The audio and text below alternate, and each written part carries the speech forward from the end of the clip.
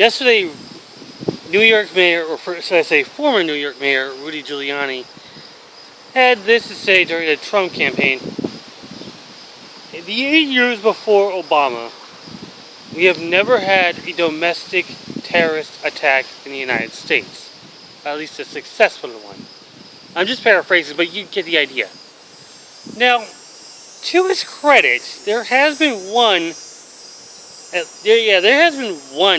terrorist attack from Islamists since Obama took office. And that was actually last year in San Bernardino, California. We had the Islamic couple gunning down 14 before they got killed by police. So at least we got that part.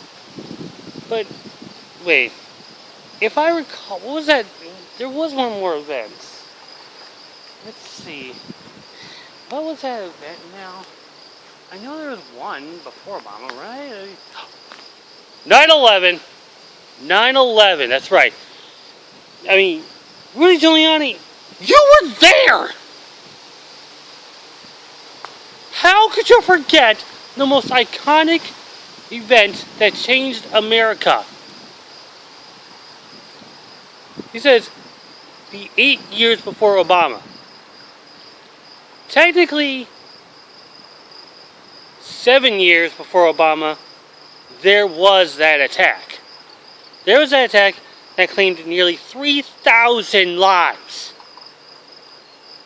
So the attack last year in San Bernardino, that is nothing compared to what happened in New York, in Washington, in Pennsylvania. And he goes on to say, I don't remember a terrorist attack before Obama. By the way, I did say he was former mayor. Now, people will say out that Rudy Giuliani had a rough couple of weeks. As a matter of fact, on ABC this week, a week or two ago, he was shown to have a huge knot on his head, and his people are saying he just fell in the bath and clocked his head. I could look at that and go like, okay, I can see where some of that came from. But if you forgot what happened 15 years ago, yeah, I mean, we're less than a month away from the 15th year anniversary of 9/11. I mean, that's iconic enough. We have not forgotten. Unless you're Rudy Giuliani. Then you've completely forgotten.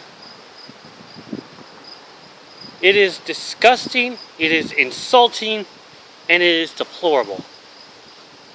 And Trump is not the only one who's getting the bad rep. Now his supporters are just getting a lot of the meat. Now on to another topic, and I'm going to be fair and objective on both sides here. So I'm going from the Republican side to the Democratic. And let's face it, Debbie Wasserman Schultz should not be in government any longer. Ever since WikiLeaks came out with those emails, Debbie's career has been in jeopardy. I mean, she has been shown to violate all Democratic guidelines, including being impartial and objective. She did this to get Hillary Clinton on the nominee track. And guess what? It worked. We're going to have a first lady running the country in a few months. So, for this to happen, it feels insulting to the progressives. Because a lot of people were expecting a progressive stance because of Bernie Sanders. We all wanted to feel the burn. But instead, we have a feminist who decided to change the rules. I'm being serious about this. It took a woman to screw up the Democratic Party, and it's going to take a lot more effort to clean this up. and she's not going to be involved in it. I don't know if you've done the Florida primaries, but I bet Debbie isn't going to be the Democratic nominee down there in Florida.